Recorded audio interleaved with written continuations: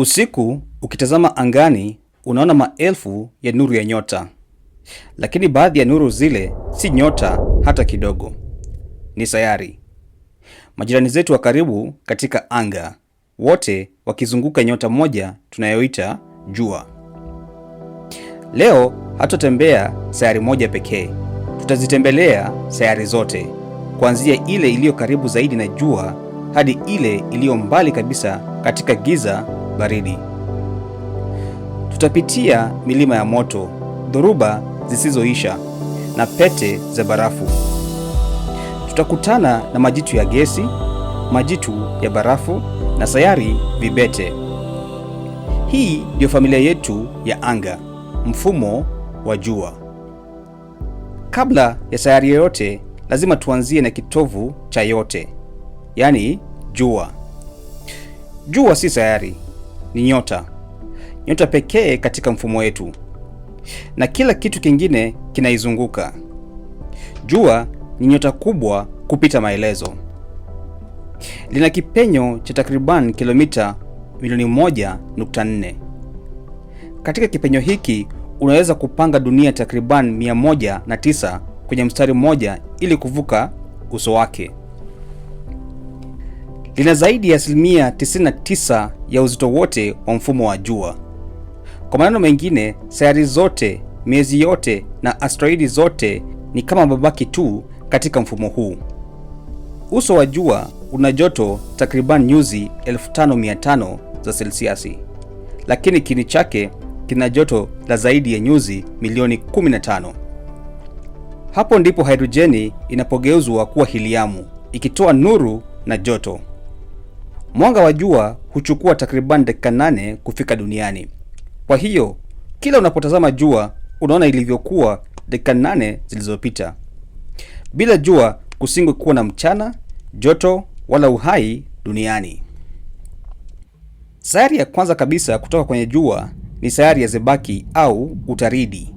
Kwa Kiingereza inajulikana kama Mercury. Hii ndio sayari ndogo kuliko zote kwenye mfumo wa jua. Kipenyo chake ni takriban kilomita 4879, ndogo hata kuliko baadhi ya miezi au sayari zingine.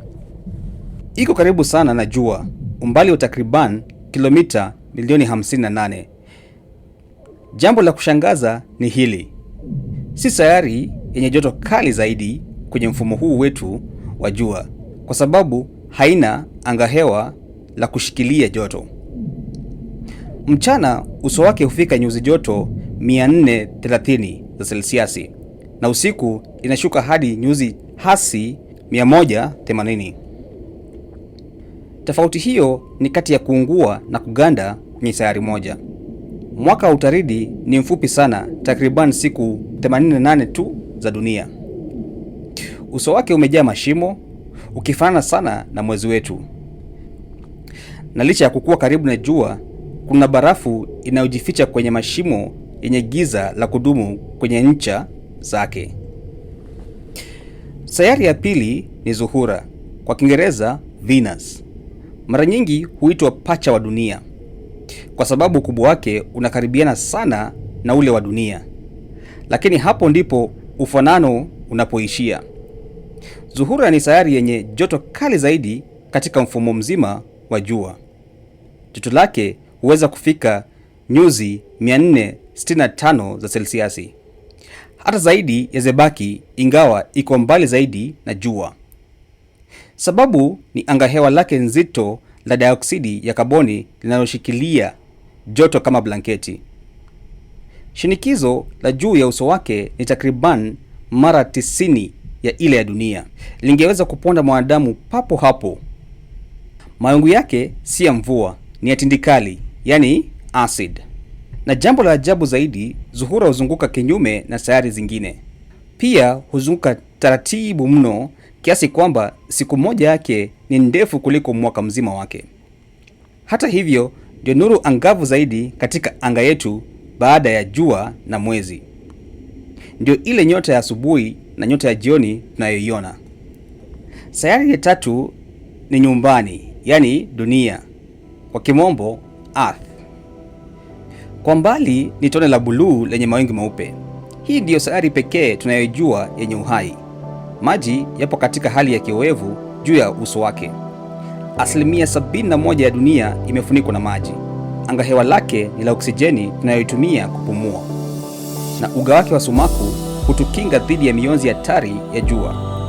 Na dunia ina mwenzake mmoja wa karibu, yani mwezi. Mwezi uko umbali wa takriban kilomita 384,000 kutoka duniani. Mwezi ni karibu robo ya ukubwa wa dunia. Mvuto wake ndio husababisha kupua na kujaa kwa bahari.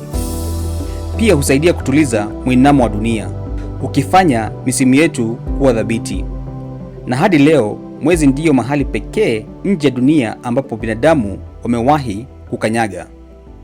Sayari ya 4 ni Mirihi, kwa Kiingereza Mars.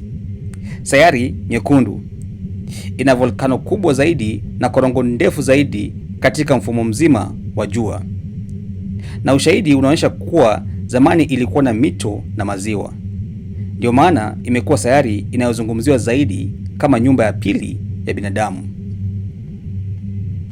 Baada ya Mirihi kuna eneo tofauti kabisa. Ukanda wa asteroidi, yani asteroid belt kwa kimombo. Ni eneo kati ya Mirihi na Mshtarii. Lina mamilioni ya mawe ya angani yanayozunguka jua. Baadhi ni madogo kama jiwe na mengine ni makubwa kama milima au miji. Kubwa kuliko zote ni Sirius, ambayo huhesabiwa kama sayari kibete, yani dwarf planet kwa kimombo. Lakini tofauti na filamu, mawe haya yako mbali sana. Ungeweza kupita katikati yao bila hata kuona moja kwa urahisi. Sasa tunaingia katika ulimwengu wa majitu. Sayari ya 5, yani Mshtarihi kwa Kiingereza Jupiter, ndio sayari kubwa kuliko zote. Ni kubwa kiasi kwamba sayari zingine zote zikiunganishwa pamoja bado Mshtarihi unazizidi kwa ukubwa. Ungeweza kupanga dunia takriban 11 kuvuka uso wake, lakini Mshtarihi hauna uso mgumu wa kukanyaga. Ni mpira mkubwa wa gesi, hasa hidrojeni na heliamu. Juu yake kuna dhoruba inayojulikana kama doa jekundu kubwa. Ni dhoruba kubwa kuliko dunia nzima na imekuwa ikivuma kwa mamia ya miaka. Mshtarihi ina miezi mingi. Mkubwa kuliko wote ni Ganymede. Ni mkubwa hata kuliko sayari ya Zabaki. Na mwezi mwingine ni Europa. Huenda una bahari na maji chini ya barafu yake. Hapo ndipo wanasayansi wanatafuta uwezekano wa uhai. Sayari ya 6 ndio yenye urembo wa kipekee, Zohali ama kwa Kiingereza Saturn. Inajulikana kwa pete zake nzuri zinazoizunguka. Pete hizi zimeundwa na mabilioni ya vipande vya barafu na mawe. Baadhi ni vidogo kama chembe za mchanga, zingine ni vikubwa kama majumba. Pete hizo ni pana mno, lakini nyembamba kiasi cha kushangaza. Zohali ni nyepesi sana kiasi kwamba kama kungekuwa na bahari kubwa ya kuitosha ingeelea juu ya maji. Pia ina miezi mingi. Kubwa kwa zote ni Titan. Mwezi huu una angahewa nzito na maziwa ya methane au kiowevu juu yake. Na mwezi mwingine ni Enceladus. Hurusha chemichemi za maji kutoka chini ya barafu yake. Sayari ya 7 ni Uranusi au Uranus kwa Kiingereza. Tofauti na sayari zingine za kwanza, Uranusi haukujulikana na watu wa kale. Iligunduliwa mwaka wa 1781 kwa kutumia darubini. Ndio maana inaitwa kwa jina lake la kimataifa Uranusi badala ya jina la zamani la Kirumi kama sayari zingine. Ni jitu la barafu. Rangi yake ya kijani buluu hutokana na gesi ya methane katika angahewa lake. Jambo la ajabu zaidi ni jinsi inavyozunguka. Sayari zingine huzunguka zikiwa wima. Uranusi huzunguka ukiwa umelala kwa upande, kana kwamba umepindwa. Ni mojawapo ya maeneo yenye baridi kali zaidi, ikishuka hadi nyuzi joto hasi 220, na huchukua miaka 84 ya dunia kukamilisha mzunguko mmoja kuzunguka jua.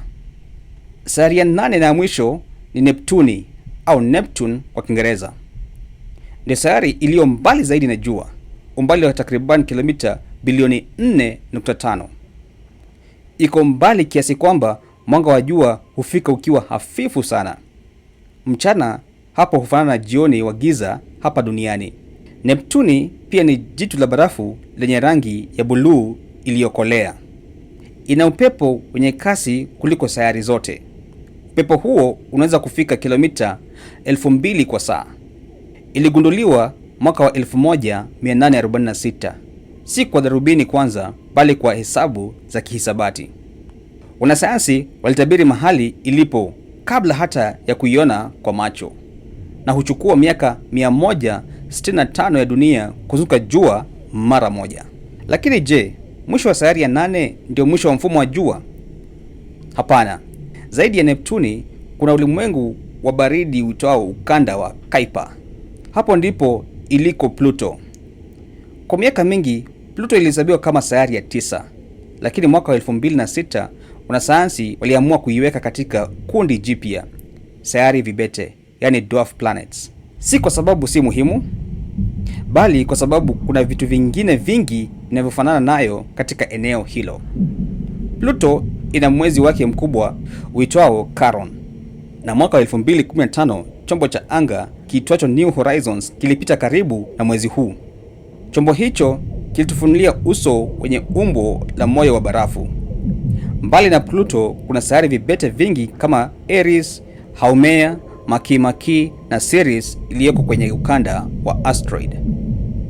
Kando na sayari za kawaida na sayari vibete, bado kuna wasafiri wengine wa anga katika mfumo wetu wa jua. Kometi ni mpira wa barafu, vumbi na mawe. Hutoka pembezoni mwa mfumo wa jua mbali sana. Mara nyingi huzunguka jua kwa njia ndefu mno. Zinapokaribia jua, barafu yao huanza kuyeyuka, na hapo ndipo hutengeneza mkia mrefu unaong'aa. Kuanzia utaridi unaoungua karibu na jua hadi Neptune iliyojificha katika giza baridi, mfumo wetu wa jua ni familia yenye ulimwengu tofauti tofauti. Sayari zenye mawe, majitu ya gesi, majitu ya barafu, sayari vibete, miezi, asteroidi, kometi, wote wakizunguka nyota moja, jua letu. Na katikati ya yote kuna tone moja ndogo la buluu, yani dunia yetu, sayari pekee hadi sasa tunayojua yenye uhai pekee. Labda kuna nyingine huko nje, labda hatupo peke yetu, lakini hadi tutakapojua, hii ndio nyumba yetu pekee. Tuitunze.